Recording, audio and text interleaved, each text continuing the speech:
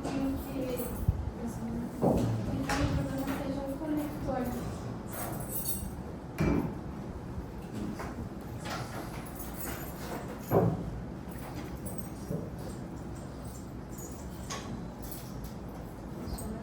Só que tá tampando. Aham, não.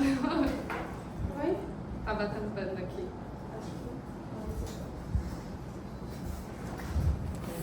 Meu Deus. Vamos fechar um pouco.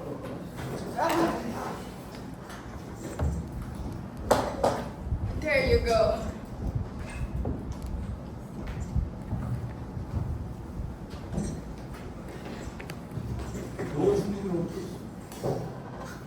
Já caiu pra onde?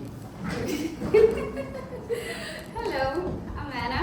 I apologize for not speaking French, even though, as you're about to see, I'm a great admirer of the French, of France and the French people, actually. So this presentation is actually a tiny part what I hope to talk about in my thesis, if I ever have one. So before I move on, I'd like to clarify 2 points of today, because of today's presentations. It came to my mind. First, when I speak of symbols, like Marianne, I'm not equating collective imagery with collective rights.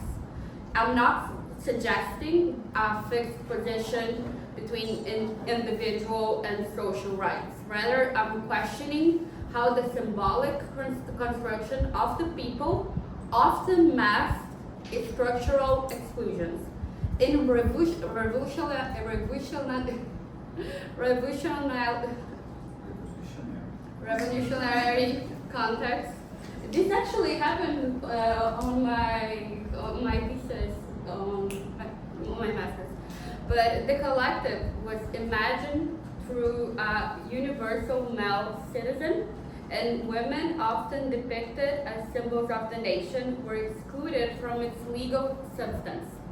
Second, when I speak of law, I do not reduce it to the state power. Law is not simply the arm of the state, it is also a stage where the meaning of power, identity, and imagination can be contested. So let me begin not with an artwork, but also with a legal fiction. All symbols that aspire to create unity are already political by virtue of what they include and what they exclude. My intention is not actually to politicize the symbol, because the symbol is already political.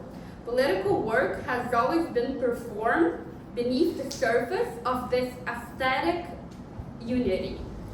And now let's consider Marianne. She's neither a queen nor a saint. She's not really a woman if you really think about it. She's the legal invention of a woman, a construction by law, a symbolic body upon which the French Republic projected its founding ideas over centuries. It's actually one of the most enduring legal fictions in European history. So today we're gonna think of her not as a passive image, but as a legal artifact, and ask what happens when this fiction is performed, reclaimed, and disrupted. So from 1789 onward, Marianne was created to embody the Republic, crowned with this Parisian hat, often bare-chested, sometimes militant, sometimes maternal, stepping over ruins among legal codes. She is the Republic clothed in female form. In fact, in 1968, this abstraction turned even more personal. President Charles de Gaulle, who's nowadays more known because of the airport, requested actress Brigitte Bardot to serve as the model for a new bust of Marianne. From then on, Marianne periodically reinvented itself or herself through the faces of iconic French women like Catherine Deneuve. While the state was curating its own image on a female face. And across the Atlantic, we find her sister, another female representation. In Brazil, too, the Republic is imagined as a woman. Conceived by Delcy Velares in 1999, she appears on banknotes, seals, She's wrapped in this classical robes. She doesn't have a name though, she's just a symbol. Yet, what unites these two figures is their shared paradox. They are hyper visible, yet non-existent. But what happens when this fiction is made flash, not by the state, but against it? So, in 2013, female activist Ina Chivachenko, who's not French by the way, climbed the pedestal before the National Assembly in Paris. She was wearing the Parisian cap and, well, nothing else. Her bare chest had the words, "Rest in peace, hypocrisy." Well, she was Marianne, a rupture in the symbolic order. And while she was arrested, or naturally, because the Republic may be sculpted in marble, cast in bronze, painted on walls, but it cannot be embodied without permission. When it begins to walk, to shout, to bleed, it must be contained. Yet, irony intervened. That same year, the French Postal Service unveiled its new Marianne stamp. But the model looked a lot like Ina Chivachenko, the very activist they had arrested. What was once subversion was gonna be a state official stamp. And outrage followed. It didn't actually happen in the end. Everyone knows. No one riots like the French. I'm joking. But politicians, religious leaders, social commentators claim that the stamp was an insult to France. Not because she failed to resemble Marianne. She actually does look like her. Maybe because she was real. Because this is the moment the allegory snaps. When the symbolic body comes too close to the real one, that's when the state recoils. What is acceptable in stone becomes intolerable in flesh. The fiction only functions when it remains distant, abstract. When it speaks for itself, it must be silenced. So the actual empowerment comes from when the body that was meant to be represented as still, it reclaims that narrative authority over its own meaning. And this tension is not unique to Marianne. During the Falklands War, Margaret Thatcher was depicted as Britannia in the British press. Helmeted, spear in hand, a sovereign figure that defended imperial pride. She embodied a myth, Iron Lady. When she lost support, that same allegory that exalted her soon turned grotesque. She was mocked, she was too masculine. The Iron Lady could be admired or attacked.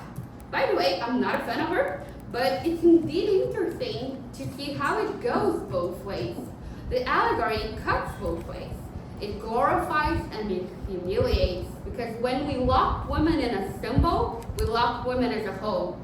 So in every case, it reveals less about the woman than about the state's instrumental need for a woman's face and body. So, for a quick master second, let's return to theory, to iconography. Erwin Panofsky teaches that every image operates on three levels. First, the pre-iconographic formal elements, what we see. And well, that's a woman in a classic dress, a statue, a stamp. Then the second one, the iconographic, which is in context, the symbolic identification, whether it be Marianne, Germania, Britannia. And finally, which matters the most to us in law, the iconological, because it involves the deeper structure. The use of femininity to render the state as visible, virtuous, maternal. And in France and Brazil alike, the law becomes legible and known, even if unconsciously, through a woman's face. The state is a mother to its children, motherland. We could also speak about patria in French or patria in Portuguese, both deriving from pater, the same way as patrimony, paterfamilias, also derived from pater, but that's a whole different subject. The point is that when a face of the woman reclaims itself, when it speaks, it moves, the state must reassert control. The allegory cannot live. This is actually where art becomes history of of law. It's no accident that the figures appear on money, stamps, public seals, and courtrooms. So many statues. They are tokens. They signify power. We even forget they are there. Yet we are not only speaking of an artistic convention, we are confronting the visual infrastructure of the state, and that infrastructure is gender. The aesthetic, a word that's so in nowadays, of the state is gender.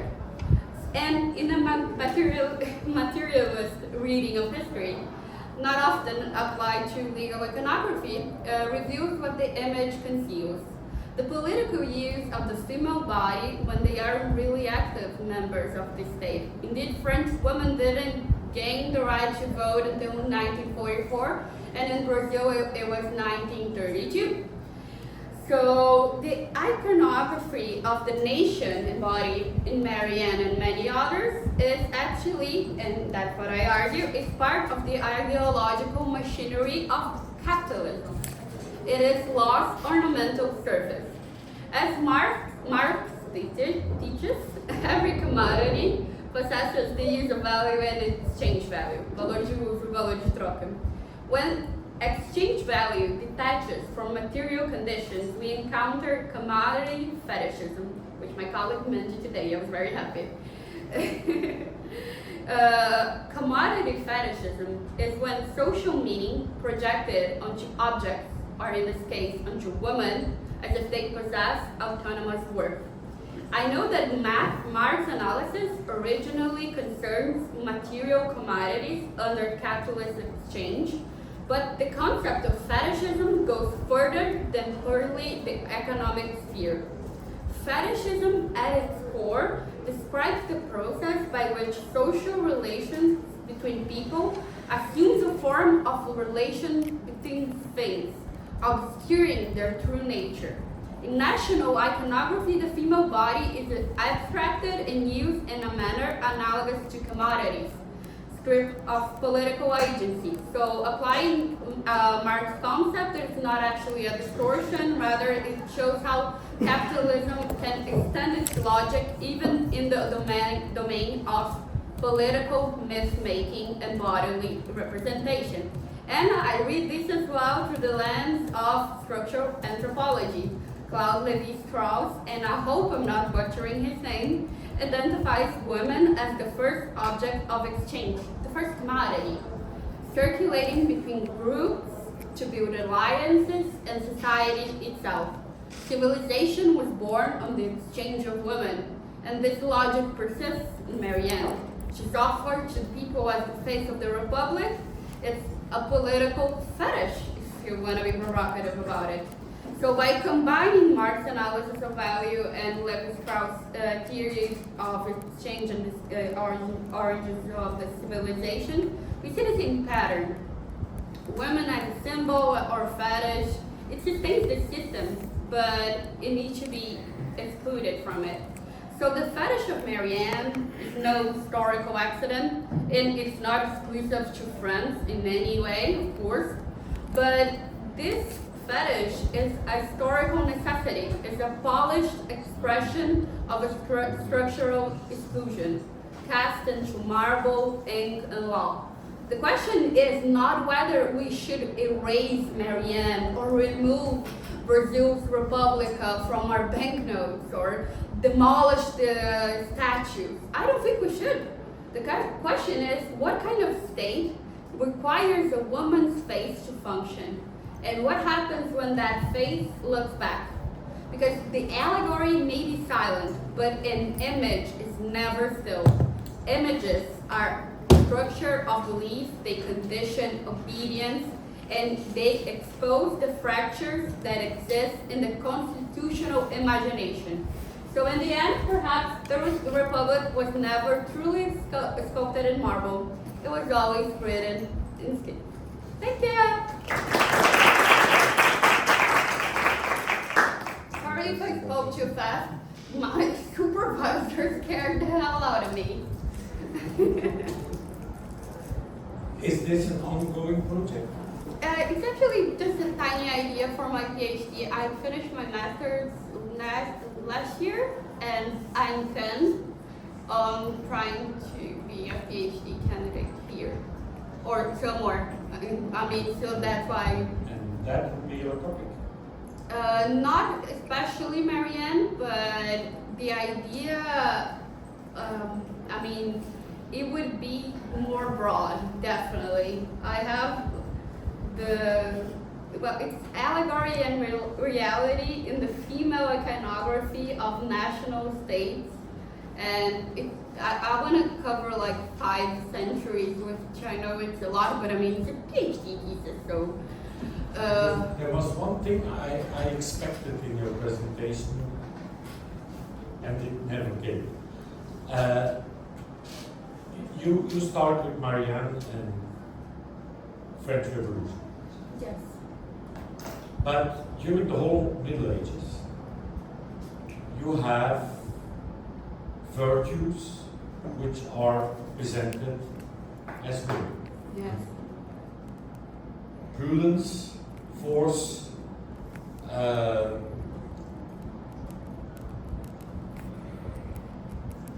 temperance, and last but not least, lady justice. And they are presented always under the form of women, which probably I'm not the specialist in legal economics, but which probably go back to Greek and Roman goddesses. Clio, the goddess of history, Lady Justice, Athena, wisdom. So, excuse me? Fortuna, yes. Yep. So there is something that is maybe transcending the link between the 19th century, 19th century development of republic and the presentation of women. I think all of this is really rooted in a very long history. If you look even on the cathedrals, synagogue and the new church, the old and the new Bible are New and Old Testament are represented by women. So maybe this is just something that has to be put in a long run history. Yep. And of course, what is very interesting in your presentation is that in a kind of way during centuries, there was no particular evolution.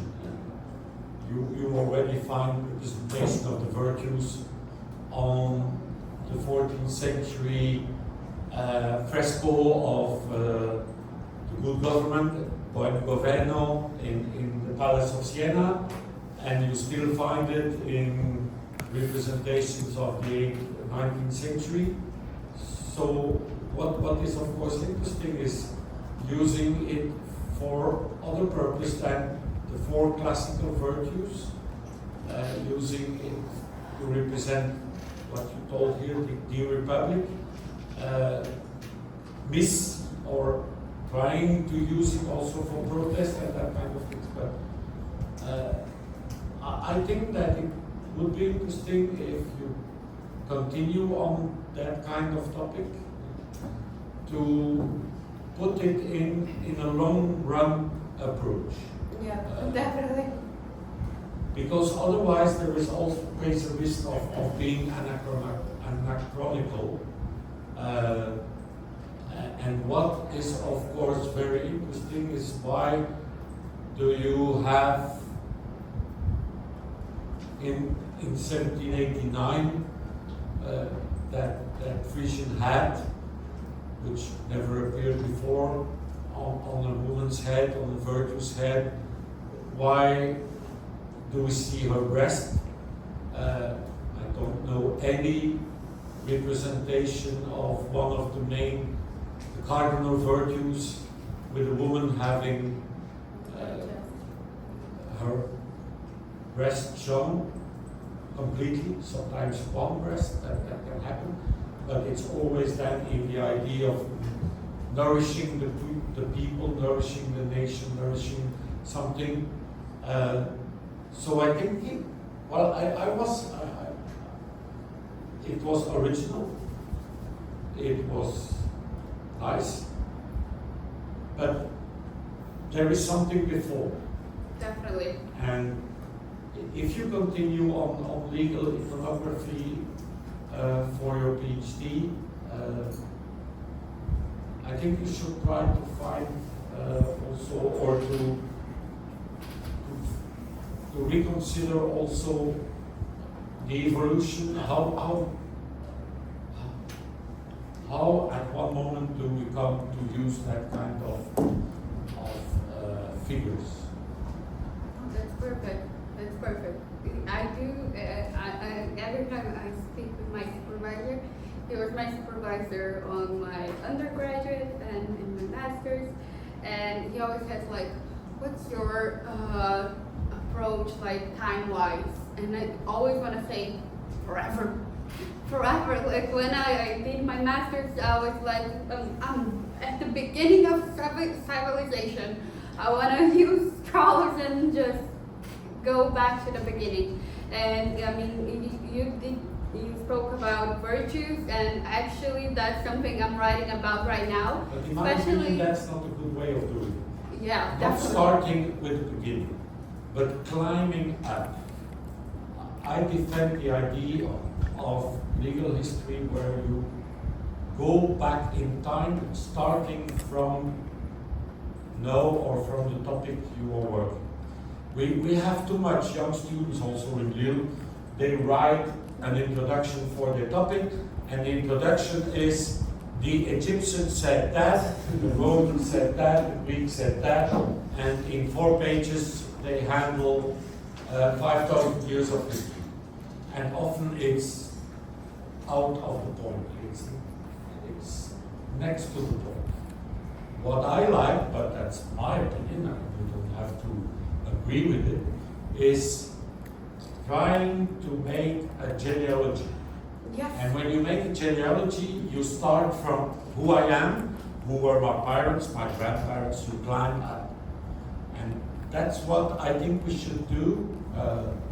I did it for some articles in the Code of Civil Procedure, climbing up from today's civil procedure until Roman law, but climbing up and finding the different layers that can explain something. If you start from the beginning and then you try to go to today, you often get out of the point. No, you're definitely right. So I think that what you do is, you could have presented it just the other way, starting with the protest, starting with the way, and then climbing up. Thank you. Actually, I've been reading a lot about the linguistic structure. It's always been something I've been fascinated with, and it really does begin with the gender of the nouns, if we think about it. And you said something about the virtues, and actually I remember like the 4 cardinal virtues: prudence, justice, fortitude, and temperance, and the 7 liberal arts, and 3 theological virtues: faith, hope, and charity. They're all female These gender. two, no, not these 3. Not what? Theological virtues, no. They are often represented by angels, and you know that there has been a lot of discussion about the sex of the angels. Oh yeah. So if just take the fresco of Buen Governo in Siena, you will see that you have the 4 cardinal virtues. You have also one more. I don't one or two more, you have peace, and you have, I don't remember the last one.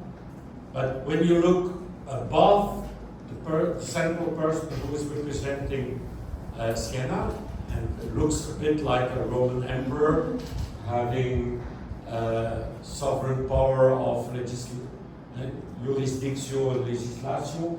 If you see the three small figures about who are representing the theological virtues, they are not represented by you.